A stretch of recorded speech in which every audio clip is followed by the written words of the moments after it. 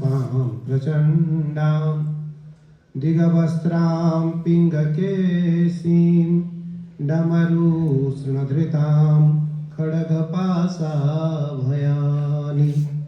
नागं घंटां कपालं करसरसिरुहे कालिकां कृष्णवर्णां ध्यायामि ध्येयमानां सकलसुखकरीं कालिकां तां नमामि भगवती राजराजेश्वरीं तां नमामि।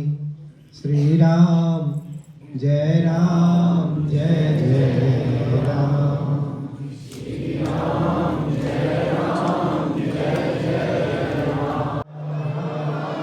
कहा गया है आप मन को कहाँ ले जाना चाहते हो, तो हम मन को भगवान की ओर ले जाना चाहते हैं। कहाँ ले जाना चाहते हैं? भगवान। अस्मा भी, मेरा मन, अस्मा भी चरितम मनः। चरितम का अर्थ होता है चलना, चरितम का अर्थ होता है चलना। मन को कैसे ईश्वर की ओर ले जाए, तो उसके लिए कौन सा स्थान है? तीर्थ, आश्रम, गंगा तट, सज्जनों का संग, सत्संग, सज्जनों का सत्संग, सज्जनों का संग, सत्संग और नाम जप। ये 5 ही उपाय हैं जहां से आपका मन ईश्वर की ओर जा सकता है। और उसके लिए श्रीमद् भगवत गीता में कहा है, मैं तो बधाई दूंगा कटरा होटल एसोसिएशन के अध्यक्ष जी को और रोहित शर्मा जी को, मेरे शिष्य हैं दोनों, बधाई दूंगा।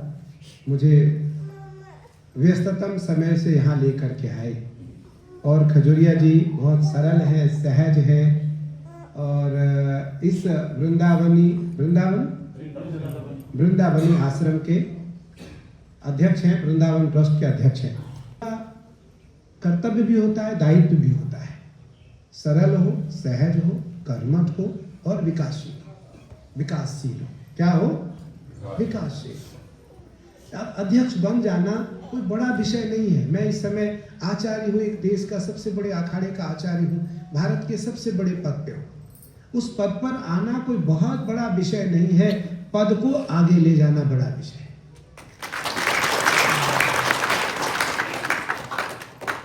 पद को आगे ले जाना बड़ा विषय है। धर्म को आगे ले जाना, पद का अर्थ होता है धर्म। हम किस पद पर हैं? आचार्य पद पर हैं। आचार्य देवो भव। आचार्य कौन है? देवता के समान है। अतिथि देवो भव। अतिथि कौन है? देवताओं के समान है। मातृपितृ देवो भव।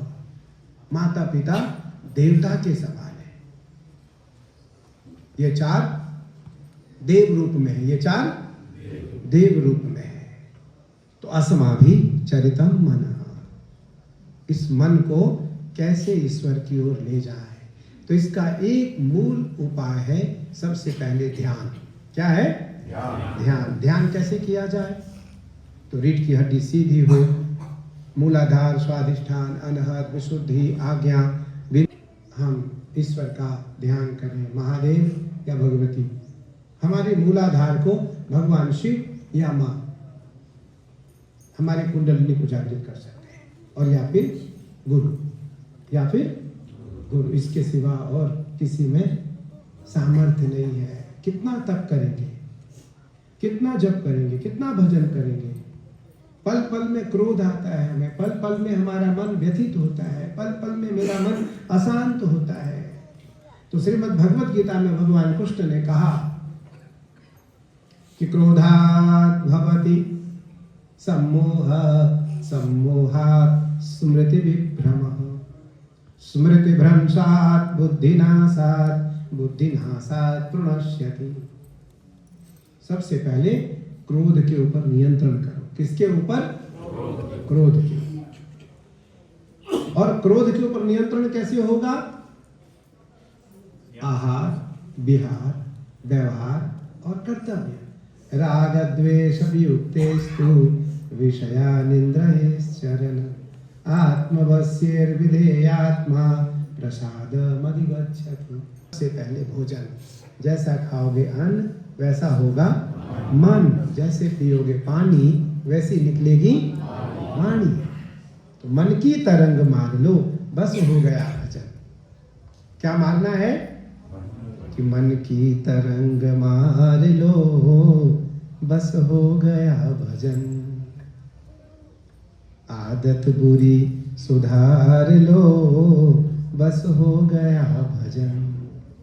आए हो तुम कहाँ से और जा रहे कहाँ हो, आए हो तुम कहाँ से और जा रहे कहाँ हो, जरा दिल से तो विचार लो, बस हो गया भजन। मन की तरंग मार लो, बस हो गया भजन। मन की तरंग, मन की जो चंचलता है उसको ही रोकना है। भगवान कृष्ण से अर्जुन एक सवाल कर, सबसे पहले पूजन के 4 क्रम हैं। पूजन के कितने क्रम हैं? 4। सबसे पहला कौन सा क्रम है? ज्ञान कांड। कौन सा कांड है? ज्ञान कांड। फिर है भक्ति कांड, फिर है भक्ति कांड, फिर है उपासना कांड।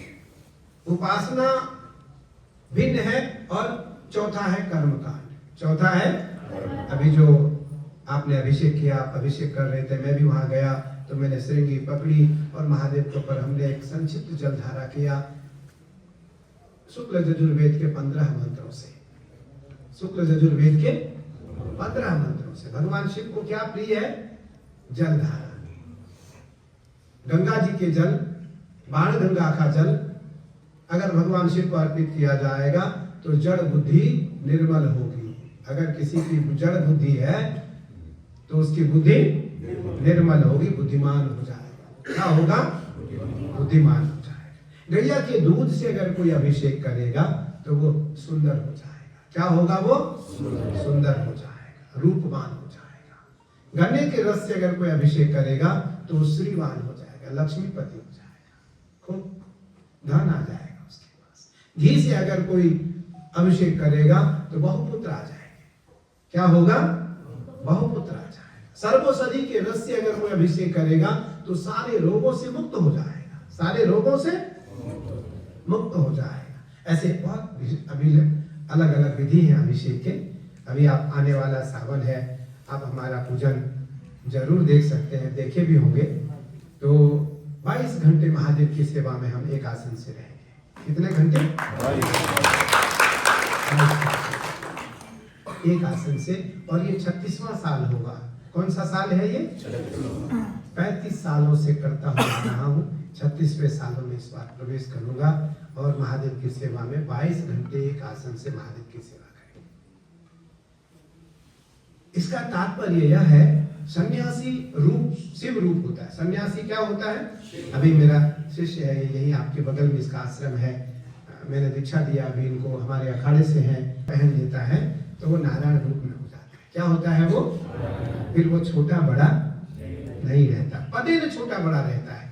पदे में तो सभी हमारे शिष्य हैं, अखाड़े में जितने भी आज लाखों साधु सन्यासी हैं, लाखों नागा सन्यासी हैं, सबको दीक्षित करते हैं, सबको दीक्षा देते हैं, सबको उपदेश करते हैं, सबको धर्म उपदेश करते हैं, सबको उपनिषद का उपदेश करते हैं, सबको महावाक्य देते हैं, महावाक्य देते हैं किस किन चीजों का हमें पालन करना चाहिए।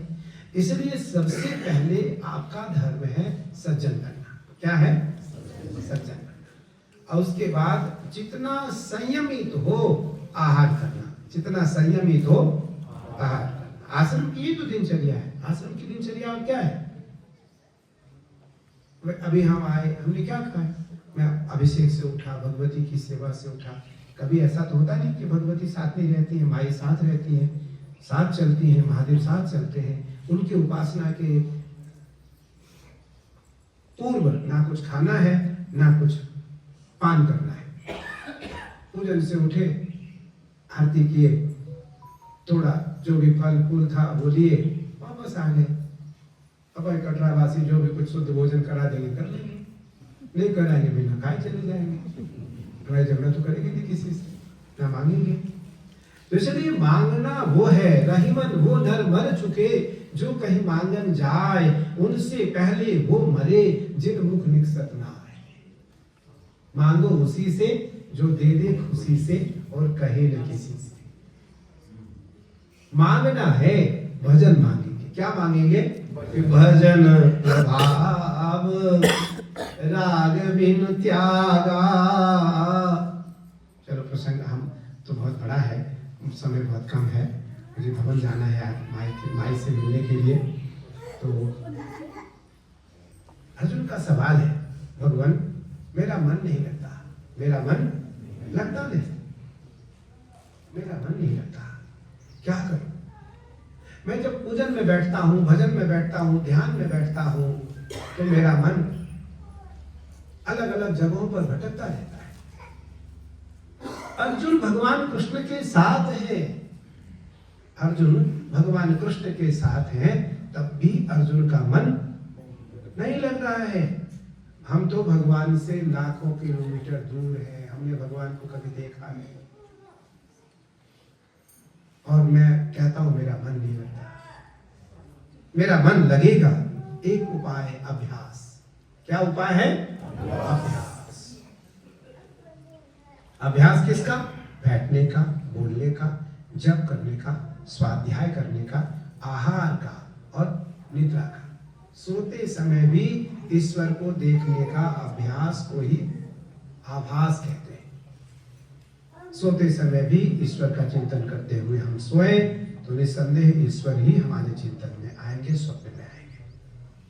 गोस्वामी तुलसीदास जी लिखते हैं कि मोह निशा सम सोवनिहारा, देखहि सपन अनेक प्रकारा। मोह निशा सम सोवनिहारा, देखहि सपन अनेक प्रकारा। जब हम रात्रि में सोते हैं तो हम अलग अलग स्वप्न देखते हैं। मैं धनवान हो गया, मैं इस पद पे चला गया, मैं राजा बन गया, मैं इस देश का मंत्री, मुख्यमंत्री, प्रधानमंत्री हो गया। लेकिन जब प्रातः काल उठते हैं तो हम खुद को वैसे ही पाते हैं जैसे हम सोए थे। तो मोह निशा सम सोवनिहारा, देखहि सपन अनेक प्रकारा। कि जिमि जग जामिनी जागहि जोगी, परमारथी प्रपंच वियोगी। और योगी रात्रि में सोता नहीं, जगता है। रात्रि में या निशा सर्वभूतानां तस्याम जागर्ति, तस्याम जागर्ति संयमी, तस्याम जागर्ति संयमी। जो रात्रि में जगने वाले लोग हैं, रात में 2-3 लोग जगते हैं। एक चोर जगता है, कामी जगता है, एक साधक जगता है। चोर भी रात्रि में जगता है लेकिन उद्देश्य दूसरा होता है। कामी पुरुष भी रात्रि में जगता है, उसका उद्देश्य दूसरा होता है। साधक भी रात्रि में जगता है, उसका उद्देश्य दूसरा होता है। तो यद्यदा चरति श्रेष्ठः, जो श्रेष्ठ जन आचरण करे उसी का अनुसरण करना चाहिए, उसी का अनुसरण करना चाहिए। भगवान श्री कृष्ण से अर्जुन ने पूछा, भगवान मेरा मन नहीं लगता, क्या करूं? तो भगवान कृष्ण को मानना पड़ा। कृष्ण ने कहा, अर्जुन तुम्हारा वाक्य सही है, मन बहुत चंचल है, मन बहुत चंचल है। इस मन को बस में कैसे किया जाए, मन के ऊपर नियंत्रण कैसे किया जाए? जब तक मन नियंत्रण में नहीं होगा तब तक ईश्वर की प्राप्ति नहीं होगी। तो भगवान श्री कृष्ण से जब अर्जुन ने यह सवाल किया तो अर्जुन निरुत्तर हो गए। अर्जुन निरुत्तर हो गए, उत्तर देने में असमर्थता महसूस करने लगे, क्योंकि अर्जुन का वाक्य बिल्कुल सही था।